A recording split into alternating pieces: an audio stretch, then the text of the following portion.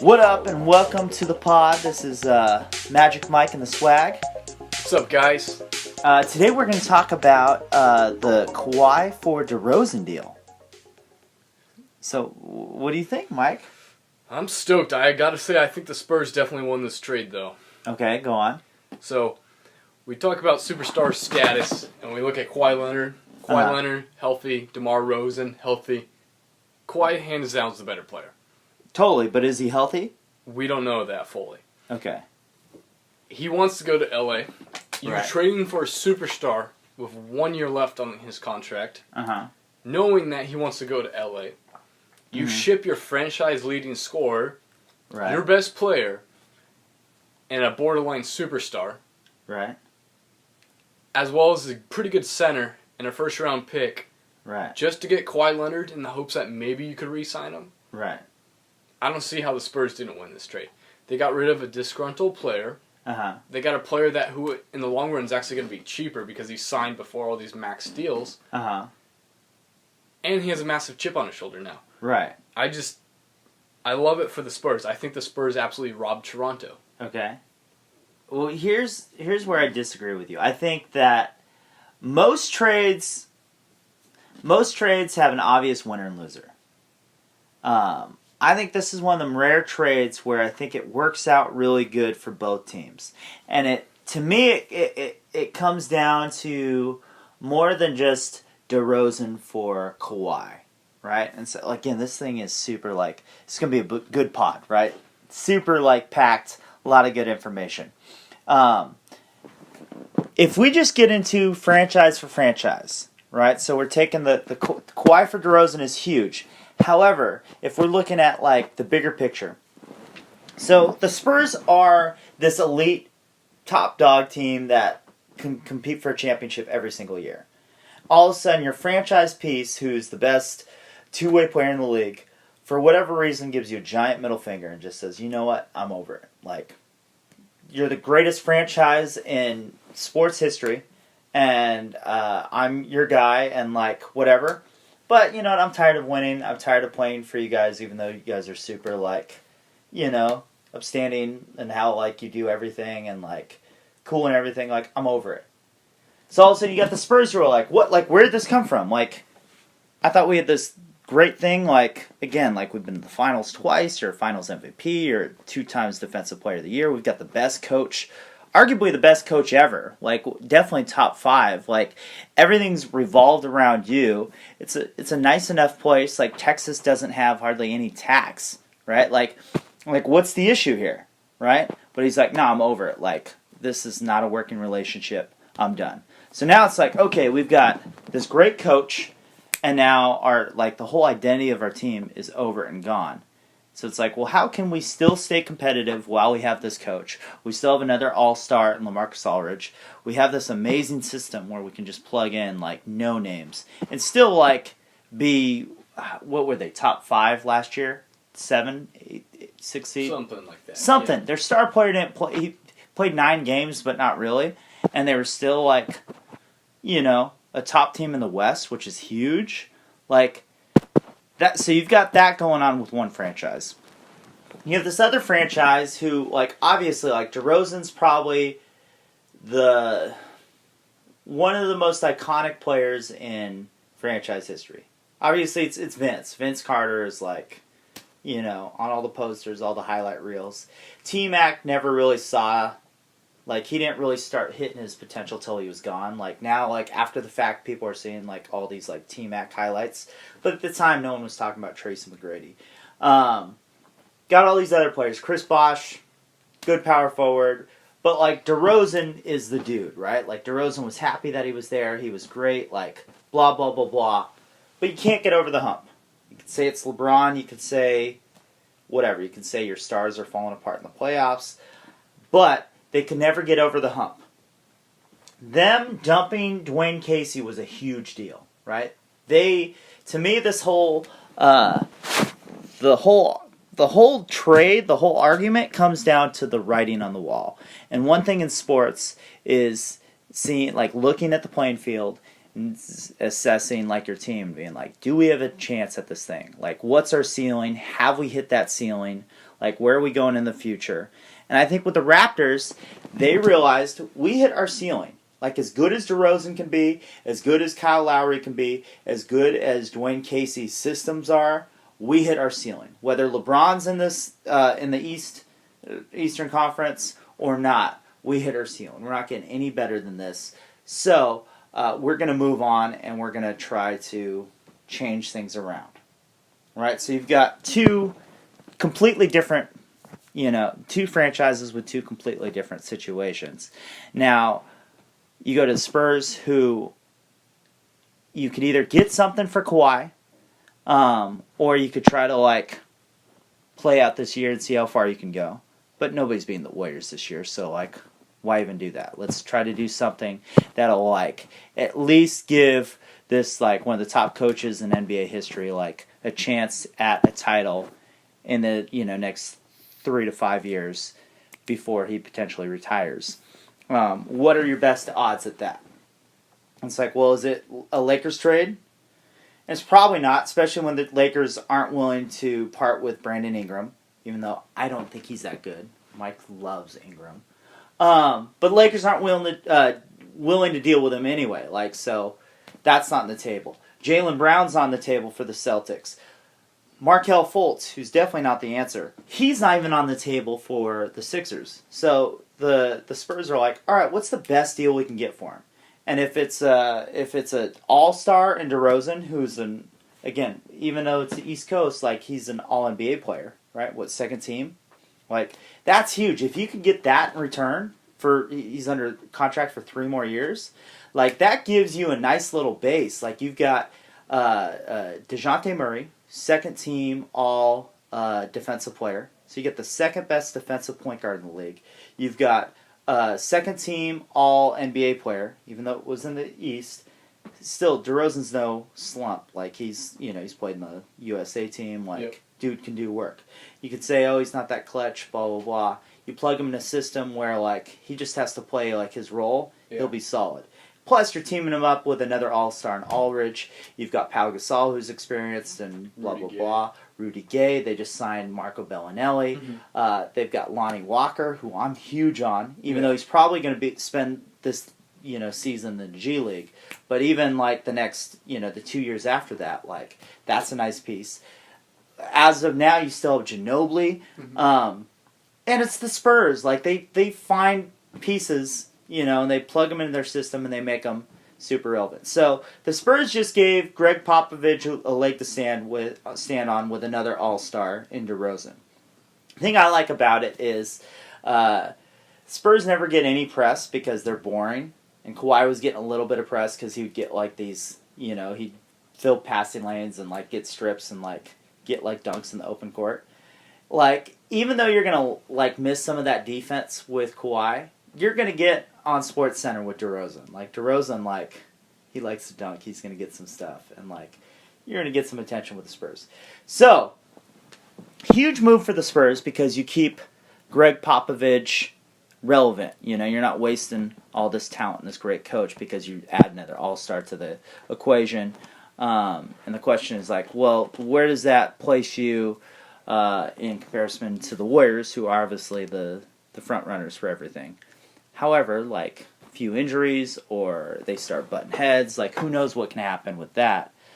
The Spurs are positioning themselves to be, there. So in case something happens, heaven forbid, the Spurs are in a good position to pounce on that. What are your thoughts on that? So you talked about in the beginning how you said you thought they both won. Okay. Right? Uh-huh. And that was a pretty equal trade. But you also said the Warriors are hands down going to win the title. This year. Yes. Right. Why would it make sense to trade for a superstar who has 1 year left on his contract when you're basically guaranteed to not win, and you lost your superstar player who has 3 years on a somewhat decent contract, and you give up a developing center who has potential and a future first-round pick? I love that. That's perfect segue. Where in that? I think Toronto really screwed up. Yeah. And I think you take this trade out of the question, and we ignore who went where. You look at what's happening. There's no loyalty in the league now. Right. You take this. Oh, yeah. DeMar is the leading scorer in Toronto. Mm-hmm. Fan favorite. dude is killing it. Yeah, he has playoff issues, but great player. Right. Hands down. This dude's just giving his blood, sweat, and tears. He gets traded like nothing. He's at, in Vegas, he's talking with the GM, the president, all those guys. Yeah, you're not going to get traded. You're chilling. Life's great, man. We'll see you next season. Next thing you know, you get traded for a guy who didn't even basically play last year, who's extremely disgruntled, who doesn't even want to be anywhere but LA. Right. Who's basically becoming a drama queen. And you trade me for him? Right. Now, next year when Toronto, has an issue because Kawhi left, what team is going to sign to Toronto when there's that president there, or that GM? Nobody's going to want to do that. Right. The free agents next year aren't even going to take that money because, well, dude, you're just going to dump me for a bowl of, cereal. Right.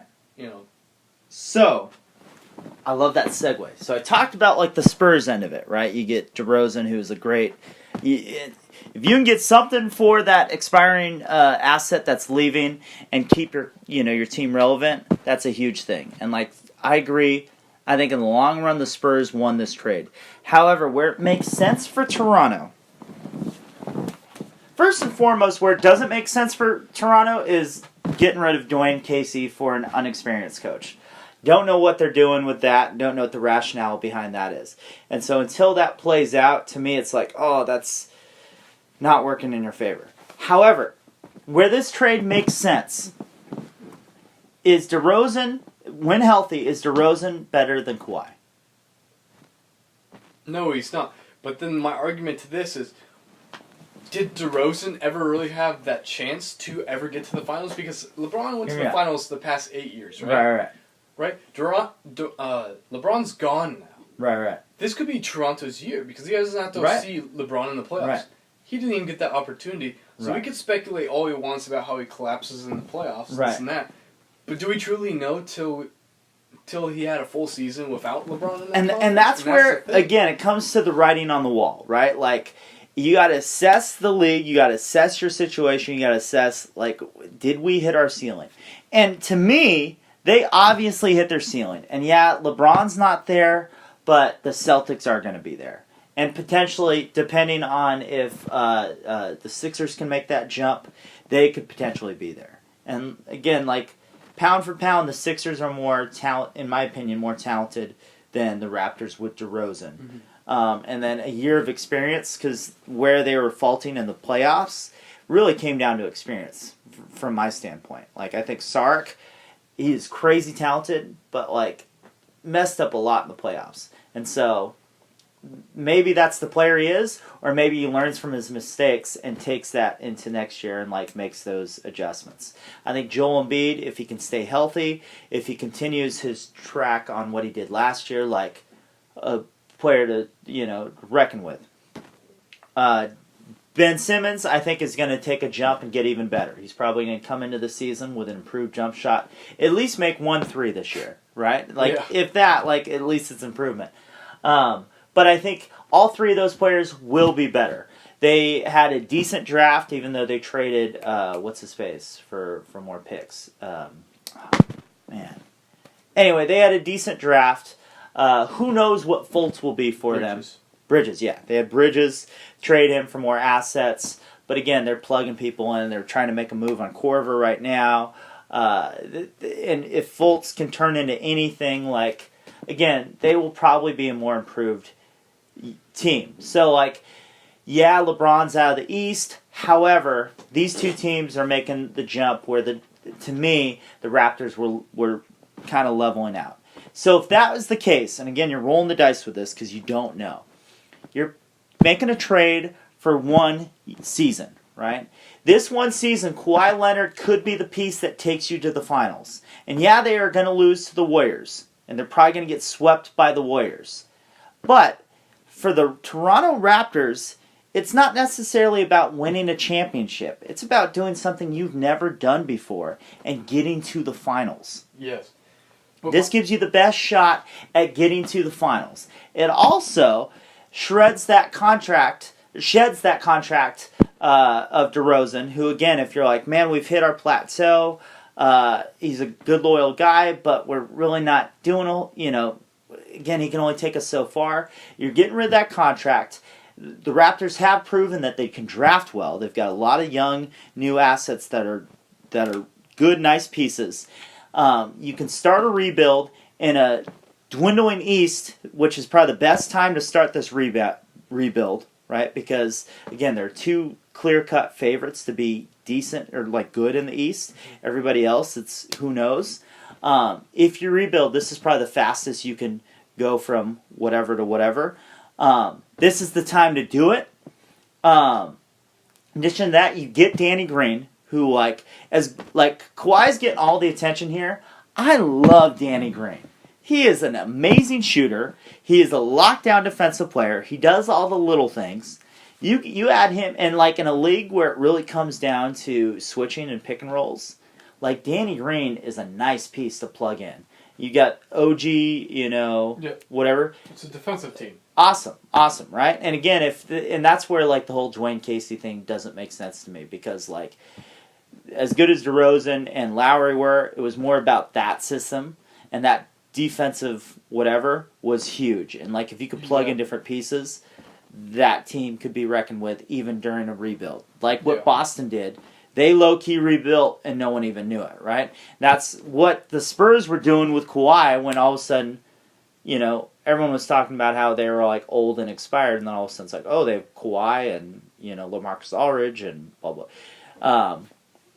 Again, I think that's what the Raptors are trying to do in this situation. I think they're trying to quick rebuild as efficiently as possible. And I think that's where it makes sense for him. This year, with Kawhi, if he's playing healthy and playing with a chip on his shoulder and playing for a contract for LA, he could potentially take you to the finals. You're not going to beat the Warriors, but he takes your team to the finals, which is the first in franchise history, which would be huge for the city of Toronto, would be huge for the NBA as far as outside of the U.S. You take a team that's, not located in the United States and you take them to the finals, that has, global repercussions that could be huge, and that could start from this one move. And if it doesn't pan out and you get bounced by the Celtics in whatever round of the playoffs and Kawhi leaves next season, you still have Danny Green, you still have all these young pieces, and you can rebuild in an era where everybody's in the West. And so, it's a lot easier to rebuild that team when there's no competition in the East. But my thing is, it's not saying that Toronto completely got robbed. Now, it was definitely lopsided in my opinion. Uh-huh. But you look at it from the standpoint, it's Toronto really, even if that's their mindset is, the rebuild aspect, you didn't really gain much. Danny Green was supposed to opt out anyways. I think he has 1 or 2 years left on his contract, so there's no guarantee he's going to resign there. Right. What young guys did you get to groom? You really didn't. You lost your first round pick for next year. It's all or nothing with the finals or whatever. This year. It is, but the thing is I don't... From the Spurs standpoint, it's it's you have this amazing Bugatti, and you're trying to sell it at market value before the market crashes, and that's what the Spurs were able to do. Right. Whereas Toronto basically bought at the peak of the market knowing it's going to crash. Right. And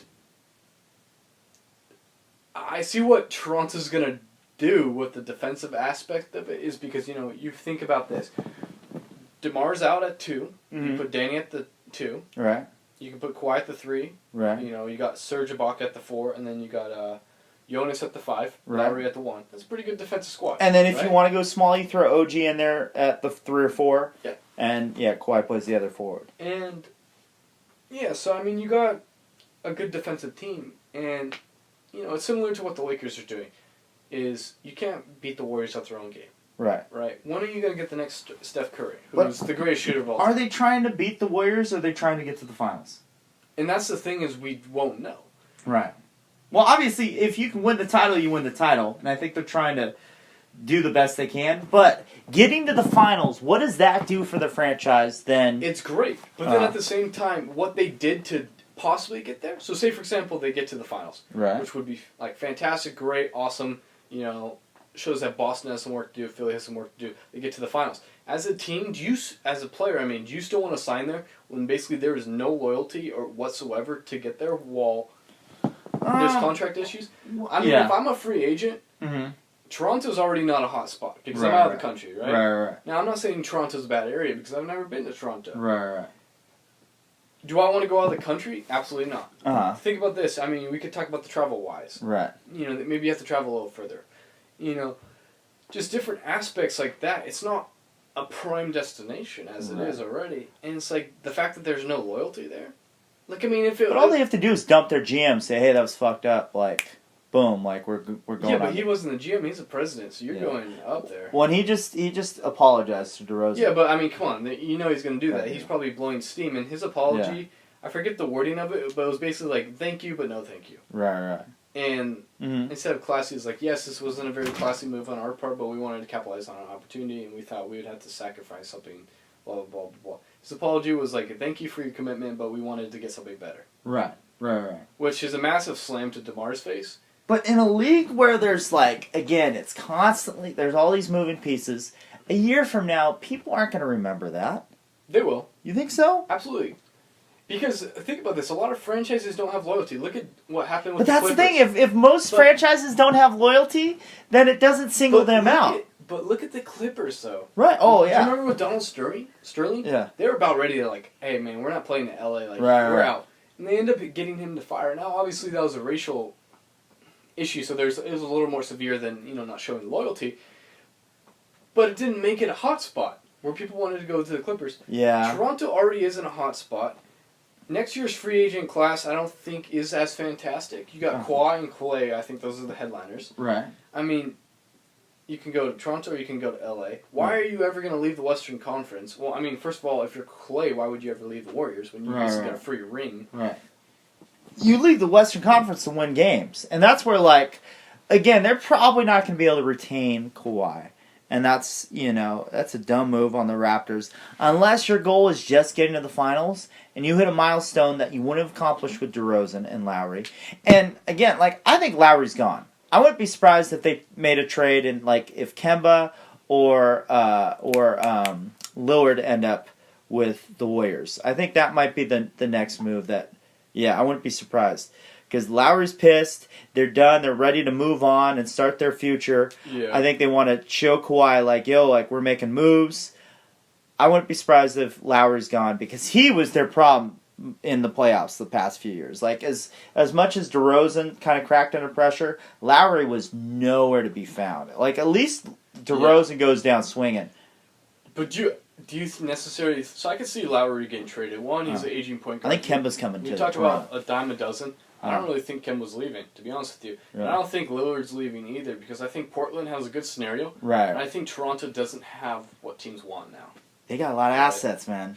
Not really. You don't think so? No. They got a bunch of mediocre players at best. If you're looking at Toronto and you're trying to scrape that team, who are you looking for?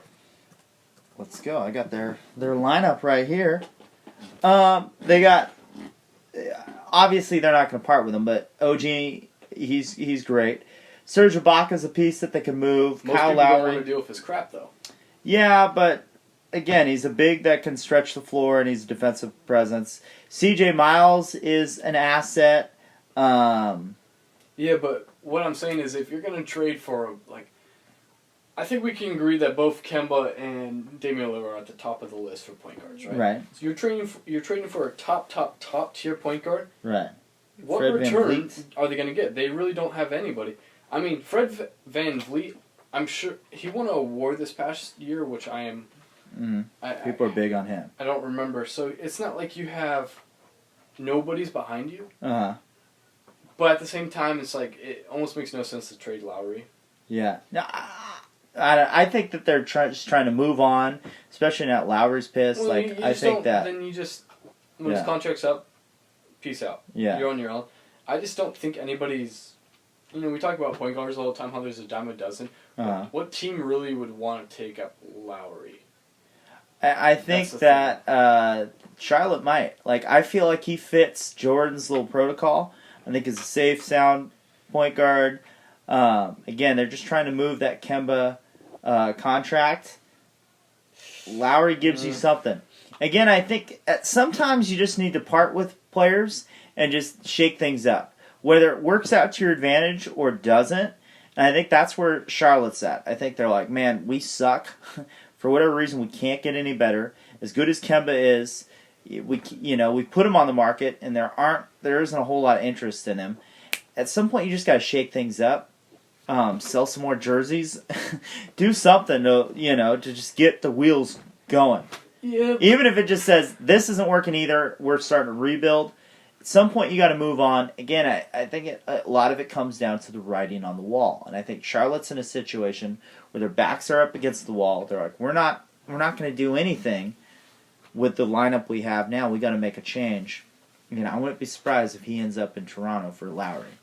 Yeah, but at the same time, take. it's like, I think the hardest thing when it comes to the NBA is every team wants to go out year in, year out and compete for a championship, right? Uh-huh. But there's phases where you're not going to win. Yeah.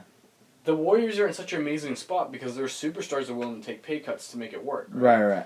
Now, how many teams are willing to do that? You figure you only have 5 superstars, 10 superstars in the league at a time. Right. Warriors have 3 of them, we'll say. If 11 of them. Okay, well, 11 out of the 10 superstars. If we're talking about that, the Warriors' starting lineups, they're all all-stars. Right.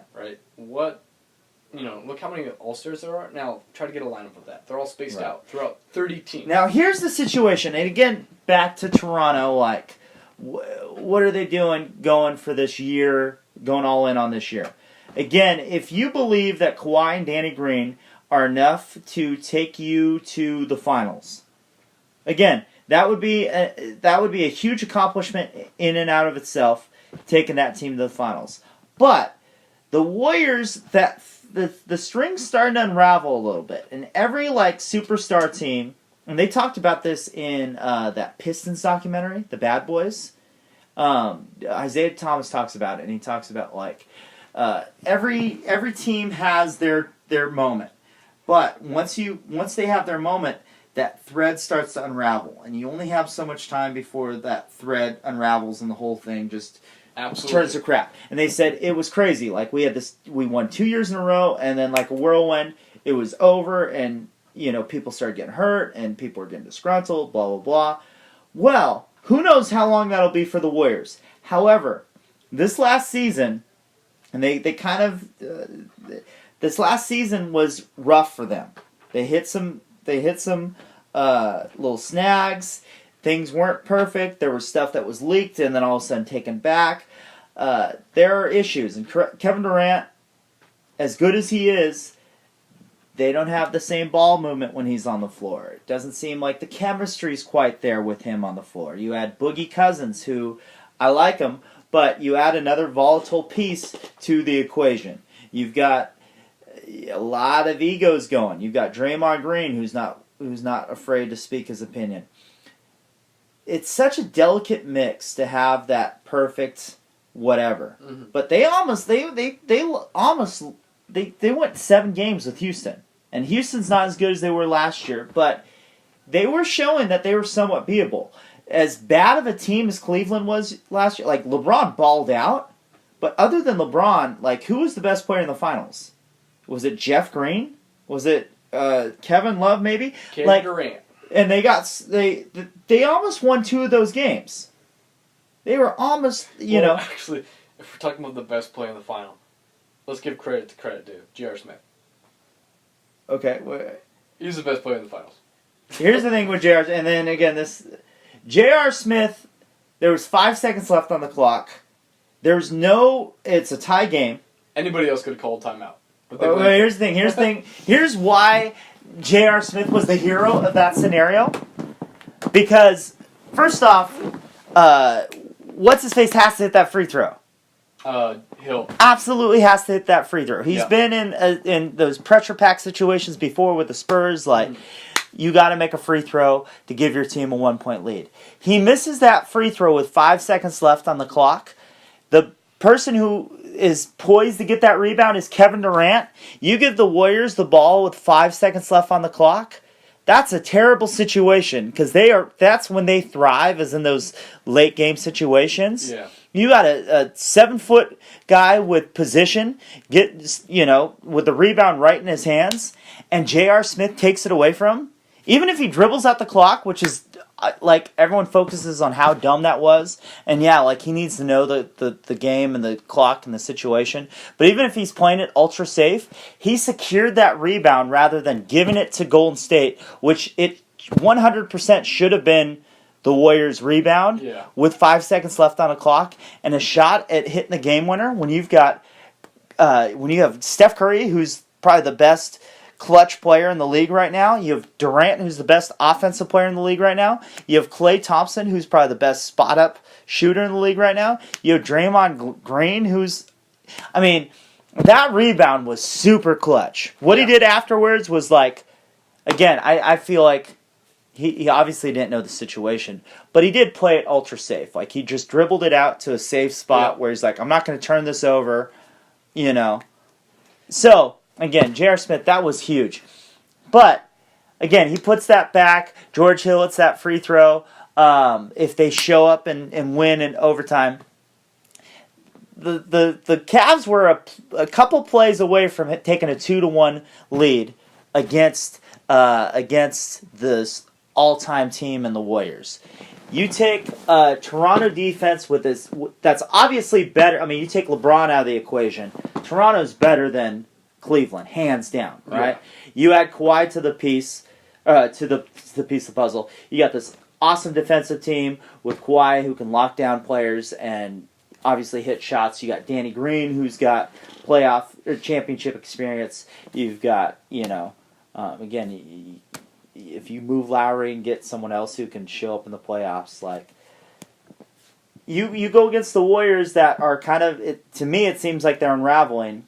It just takes a few little arguments or, again, injuries where, if they got to the finals and all of a sudden the Warriors fell apart, whether they're arguing or Draymond gets suspended for technicals or Steph Curry gets hurt or Durant decides to try to take over and do his thing and fall apart, because he's kind of like the rest of the Raptors where he falls apart in close games, playoff games. I know he got the finals MVP the last 2 years, but that was because his team was so good, there was no pressure on him. Yeah. So obviously, he can put stats up in a system that's designed to win regardless if he's on the court or not. But again, the Raptors are putting themselves in a situation where they're like, we really have the best shot we've ever had at making the finals. And if something ever were to happen to the Warriors, we could potentially win a title. Even if that meant we won a title and Kawhi jumps ship and we fall apart, that's something that franchise has never done. That's something that most franchises haven't ever done. See, but that's a lot of speculation. Right. You're basically hoping that the Warriors get injured. Now, I agree with your points right now. The boy band will probably get broken up. Right. Right. This is probably their last hurrah. Right. Adding Cousins to the mix, even if the chemistry is somewhat not there, right, which we'll say is probably going to be there because 4 of the players already have the chemistry. The 5th player they've played with before. Right. Cousins kind of fits that same role. They like the small ball. Well, guess what? Cousins is a big boy, but he can play small ball. Right. And they've all played together on the USA team and done great together. If we're even looking at that, the Warriors bench is by far amazing. Right. Fantastic. Right. Fantastic. Yeah. So even if the Warriors have some issues, blah, blah, blah, blah, blah. And then you bring up the Houston game, Iguodala. I think, I always talk about how I think Green's the most important player, just because of what he brings energy-wise. Right. We talk about, the second most important player, Iguodala. Iguodala's dope, yeah. They lost those games only because he wasn't on the court. Right. Now, if we were being honest, I would say maybe Houston wins 2 games against them. Okay. Healthy. Right. Probably 1. Right. Cleveland? And there's no way they lose in that game 7. Again, they were screwing around, and that's why it went 7 games. As good as Houston could have played, and everyone's like, if Chris Paul didn't get hurt. If Chris Paul stayed healthy and played the best basketball of his life, and everyone else on Houston played the best basketball of their life, they weren't going to win that game 7 against the Warriors. The Warriors are so much better than every other team. Again, this was last year especially. That they were screwing around, and those are bad habits, but they were going to win out in game 7. But, again, they're one injury away from not, again, to losing championships. So, like, if Curry got hurt in the finals this year. But the thing is like, off the flow of everything. That's the one thing. It's like every single team's one injury short away.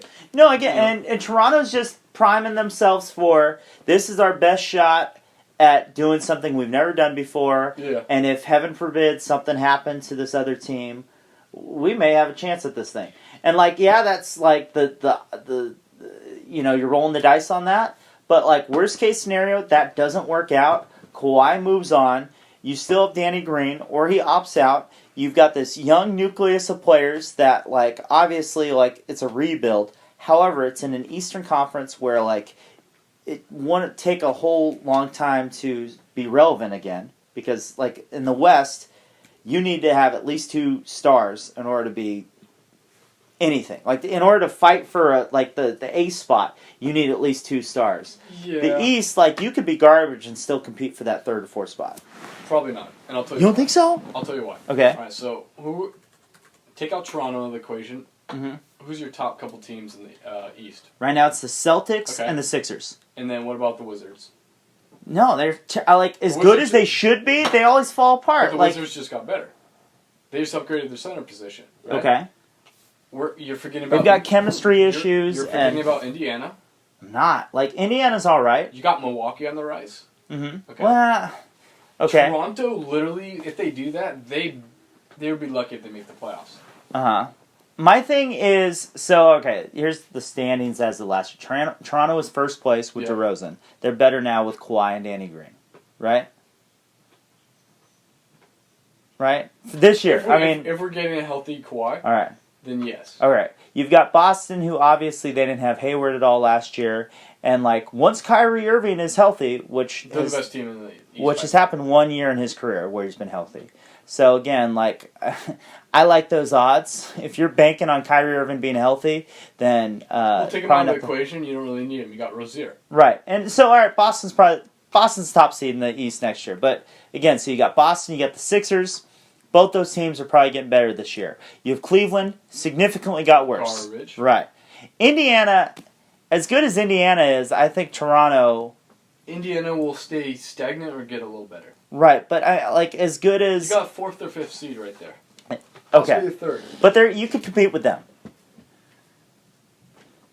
With Lowry and OG and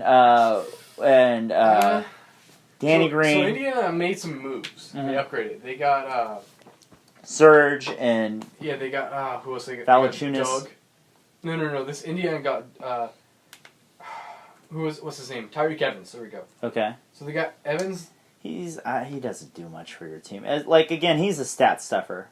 I like him a lot, but he doesn't do anything to push your team over the top. He's not going to mess up, and he's going to do well, but again, he's not a game changer. Okay, and even if you do put Indiana above them, there's Miami, where all right, now you got Whiteside issues. Dwayne Wade may go play in China. Yeah, but Dwayne Wade wasn't the reason they made the playoffs last year. Okay, he helped in the playoffs. But Toronto as they're currently constructed without Kawhi, do you think they can compete with Miami? Who does Miami have that's a game changer? Absolutely not. I'm not saying these teams aren't. Now, Milwaukee, with as good as... I'm saying post-Kawhi and Danny Green and Lowry, they're not going to move. But, so Milwaukee with Giannis was a 7th seed. Yeah. And they lost Jabari, and, you can say what you want about... Jabari literally did nothing. Right, but they were saying, he's their 2nd or 3rd best player last year, even though he didn't play. Still, they're a 7th seed. Washington, as good as they were, they're an 8th seed. Yeah, Detroit, they're not going to get... They might get a little bit better with Dwayne Casey. Detroit's going to be a lot better because Dwayne Casey? They didn't have Griffin most of the year. Yeah. You got Dwayne Casey, so you arguably got the best coach in the conference minus Brad Stevens. Right. They're going to be great. We'll talk about the bottom feeders. New York without Porzingis, nothing. Brooklyn, they're Brooklyn. Chicago, rebuilding. Orlando, they're Orlando. Atlanta is basically waiting to tank. Right. Is Toronto without Kawhi, assuming that they can retain Danny Green? So let's just say that. If they could retain Danny Green, are they still a playoff team? No. Or a playoff team, yes, but they are not as elite as they used to be. Right, I'll give you that, but like they reason, could still be a 6 seed maybe. But the only reason why they're relevant is because most of the teams are bad. Like, it doesn't take a good team. I mean, look at the bottom of the record. That's what I'm saying. Why not rebuild now while everybody's garbage? But see, that's the thing. It's like, from my perspective, you look at the Warriors, hands down, 99% as long as they're healthy, they win the title, right? Right. The boy band's going to get broken up next year. Right. If you're an NBA team, it's what LeBron's doing right now. It's like why they didn't break the bank to go trade all the assets to get Kawhi.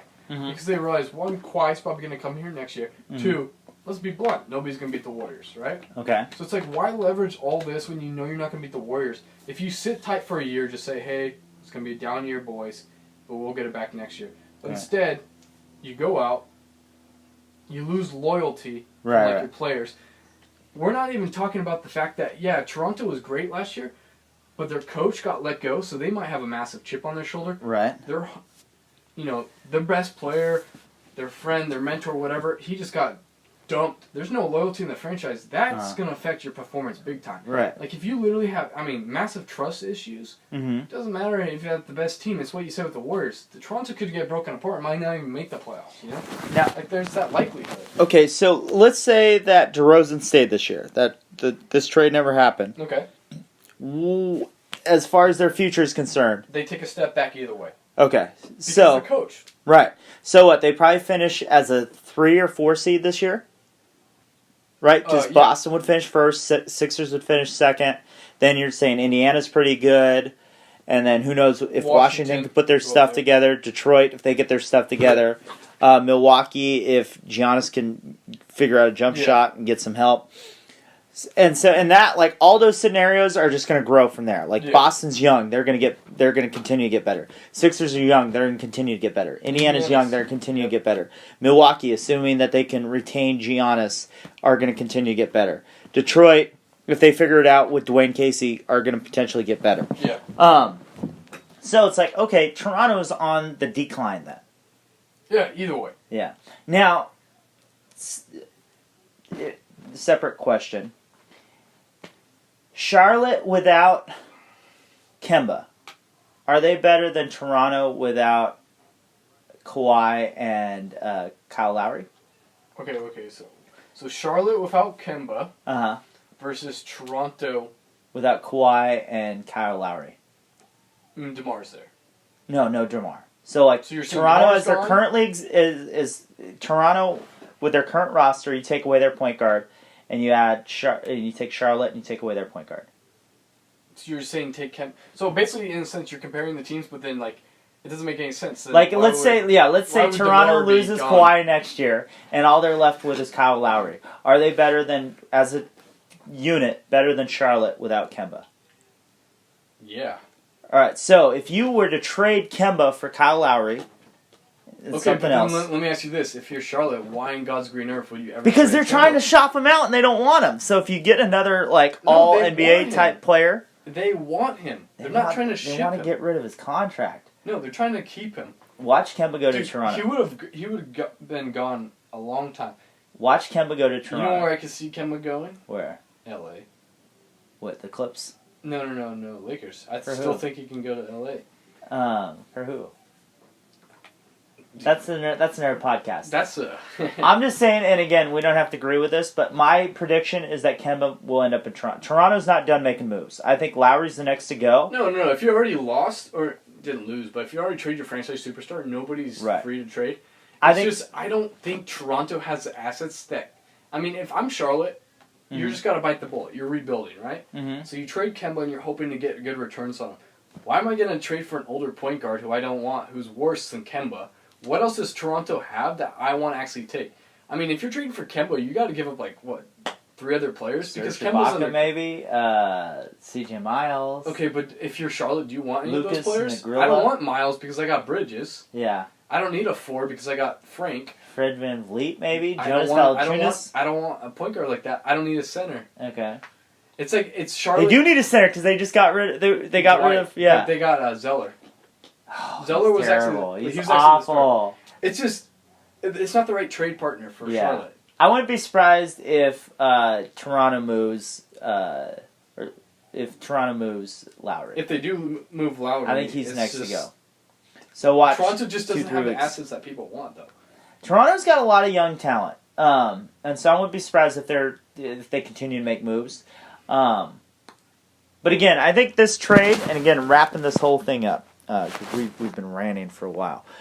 I think this trade comes down to the writing on the wall for both teams. And I think, obviously, I think it was a good trade for both teams. The Spurs obviously won out because they were able to stay relevant for another 3 years. Kawhi, when healthy, is definitely the better player. And the fact that the Raptors got Danny Green out of that deal, too, I think was low-key, crazy huge for him, just because he's so versatile. But again, yeah, the Raptors definitely have some moves to do, and it really comes down to what's the overall goal. Is it a championship or bust? Which, in the Raptors' case, I don't think that's the case. I think it's more about let's do something we've never done before, and then, go from there. But I think the Spurs being able to get something in return, that was the best deal that was on the table. Oh, no, the Spurs. And so, yeah, fantastic. The fact that they were able to, pull that off, I think was huge. I think what the Raptors are doing, obviously I think it's rolling the dice on this year, but I think even, from a future standpoint, they're like, man, we hit our ceiling. Let's just start rebuilding from now. Yeah. And then go from there. So, any final thoughts or?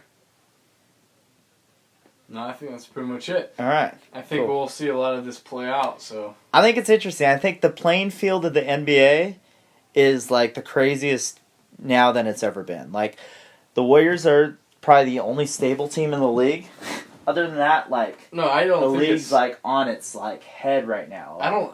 I gotta disagree with you, but I think that's a different podcast. Okay. Just to make it brief, it's the Warriors are so stacked that the league is everybody's changing. That's what I'm saying. It's so crazy right now. But it's a bunch of players are grouping in teams. Yeah. So it's like magnets where you're gonna have a lot of irrelevant teams and a few decent teams. Right. But it's changing fast. And yeah, the teams that are becoming relevant because Boston's gonna soon become a powerhouse. Right. Philly, the Lakers. Right. Lakers still have a move or two to make, but yeah. But they know that they're playing the long game. But yeah, anyways, no, that's it for me. All right, cool. All right, well, that was this week's pod, Magic Mike and the Swag, and we'll see you next time.